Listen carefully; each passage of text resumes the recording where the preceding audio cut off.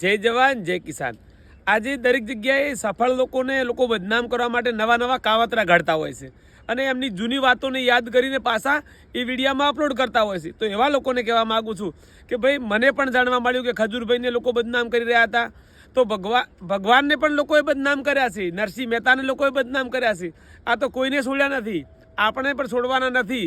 એટલે સફળ લોકોને એક જ વાત કરું છું, કોઈની ટીકા ટિપ્પણીમાં આવ્યા વગર તમે તમારી ધ્યેય નક્કી રાખજો। તમે જે કામ કરો છો એ પ્રશંસનીય લાયક છે અને લોકો તો આપણી નિંદા કરતા રહેવાના। ખજૂરભાઈ तुम आगे बढ़ो, हम तुम्हारे साथ है। खरेखर आ गुजरातना मसीहाने जो लोग बदनाम करता હોય તો મારા જેવા લોકોને લોકો કોમેન્ટ કરવાના જ છે। આપના વિડીયોથી મારી પણ હિંમત વધી છે, હું પણ તમારી સાથે છું।